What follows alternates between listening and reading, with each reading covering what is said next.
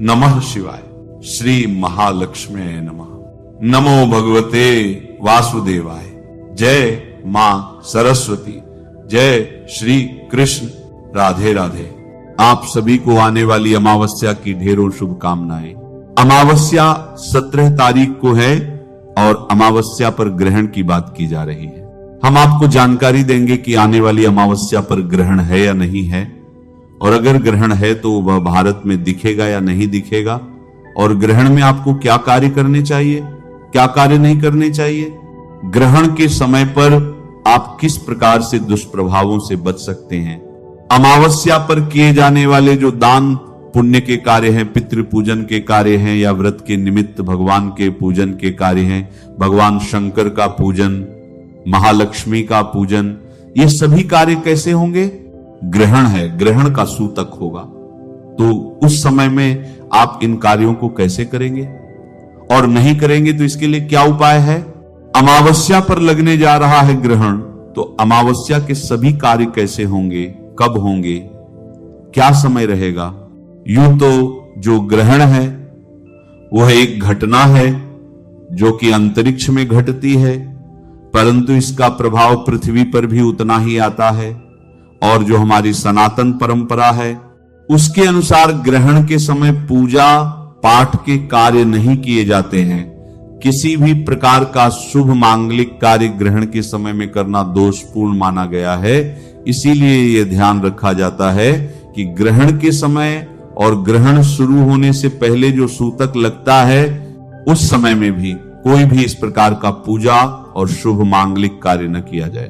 अब क्योंकि ग्रहण का जो सूतक का समय है वो 12 घंटे पहले लग जाता है, आने वाली अमावस्या को जो ग्रहण है वह सूर्य ग्रहण होगा, क्योंकि अमावस्या पर सूर्य ग्रहण ही होता है और सूर्य ग्रहण का सूतक 12 घंटे पहले लगता है, और जब ग्रहण समाप्त होता है उसके साथ ही समाप्त होता है।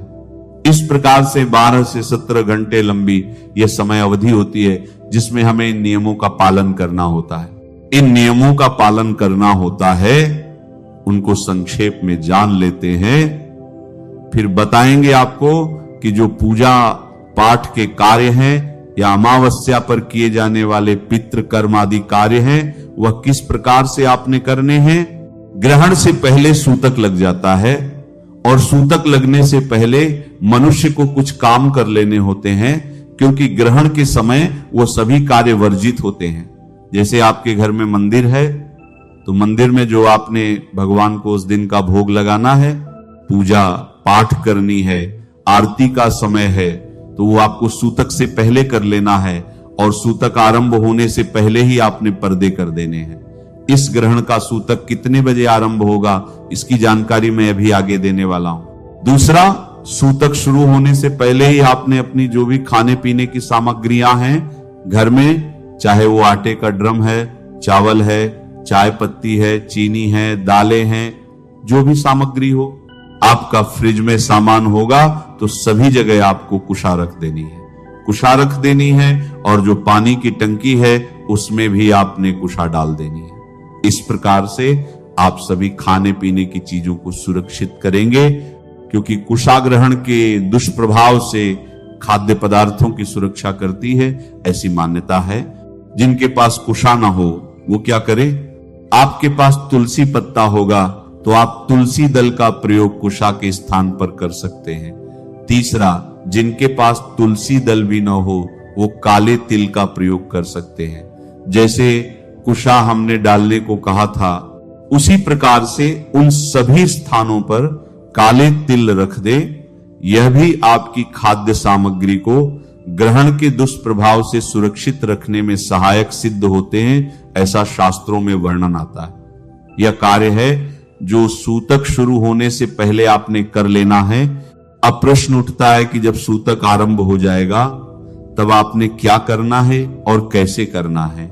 सूतक आरंभ होने के बाद आपने भक्ति करनी है भगवान की, तो मंत्र जप कीजिएगा, भगवान का नाम स्मरण कीजिए, जप कीजिए, उनके स्तोत्र सुनिए, पाठ सुनिए। यह कल्याणकारी कार्य है जो ग्रहण के समय और जब सूतक आरंभ हो गया है उसके बाद आप कर सकते हैं। इनसे पुण्य की प्राप्ति होती है, क्योंकि ये जो अमावस्या है ये कोई साधारण अमावस्या नहीं है, ये मनवंतर अमावस्या है। इस दिन आप जो भी पूजा पाठ जप तप दान पुण्य करेंगे वह सब का सब अक्षय पुण्य देने वाला होगा। इसीलिए आपको जितना हो सके भगवान का नाम जप करना है, जितना हो सके भगवान के पाठ सुनने हैं, जितना हो सके इस दिन आपने दान करना है। दान का पुण्य भी अक्षय होगा। ग्रहण जब चल रहा हो उस समय आपको घर से बाहर निकलने से बचना चाहिए। जितना समय हो सके घर में बिताएं। जो लोग ऑफिस जा रहे हैं, रोजगार में हैं, व्यवसाय कर रहे हैं, वह अपने कार्यालय क्षेत्र के अंदर रहे, अर्थात खुले आसमान के नीचे ना आए तो उत्तम है। लेकिन आवश्यक हो बाहर आना तो आसमान की ओर देखने से आपको बचना चाहिए।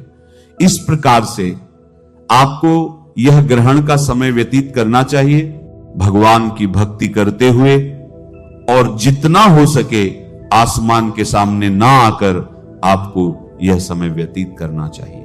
जो गर्भवती माताएं बहनें हैं उन्हें क्या सावधानी बरतनी होगी? तो जो गर्भवती माताएं बहनें हैं उनके लिए सलाह यह दी जाती है कि ग्रहण के समय वह खुले आसमान के नीचे ना आए तो उत्तम रहेगा। उनके लिए खाने पीने की मनाही नहीं है, परंतु साफ सफाई और सावधानी आवश्यक है, जिससे कि किसी भी प्रकार की हानि उनके गर्भस्थ शिशु को न हो। जितना हो सके आप कवर्ड क्षेत्र में, अर्थात उस एरिया में रहें जो कि अगर ऑफिस में है तो ऑफिस के अंदर रहें, घर में है तो घर के अंदर रहें। आसमान की ओर देखने से बचें। जितना हो सके भगवान का मंत्र जप करें और उनके पाठ स्तोत्र आदि का श्रवण करें।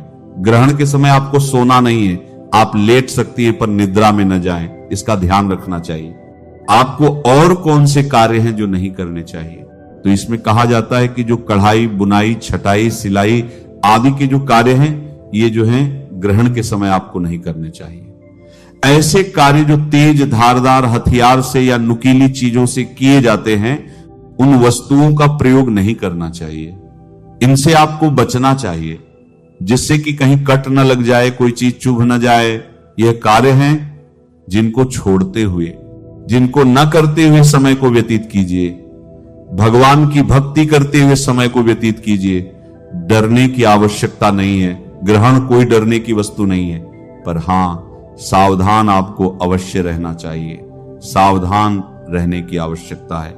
जब ग्रहण समाप्त हो जाए तब क्या करना है, फिर मैं आपको बताऊंगा कि इस दिन अमावस्या की जो पूजा पाठ है वो क्या क्या करने हैं और कैसे करने हैं। ग्रहण समाप्त हो जाएगा, उसके बाद आपको स्नान करना चाहिए। स्नान करने के बाद पूरे घर में गंगा जल का छिड़काव करना चाहिए। इससे होगा क्या कि जो घर में नकारात्मक ऊर्जा का प्रवाह हुआ होगा, प्रवेश हुआ होगा, वह वहां से समाप्त हो जाएगी। हानिकारक ऊर्जा वहां से समाप्त हो जाएगी और यह घर की शुद्धि भी करता है। इसीलिए पूरे घर में, पूरे क्षेत्र में गंगा जल का छिड़काव कीजिए।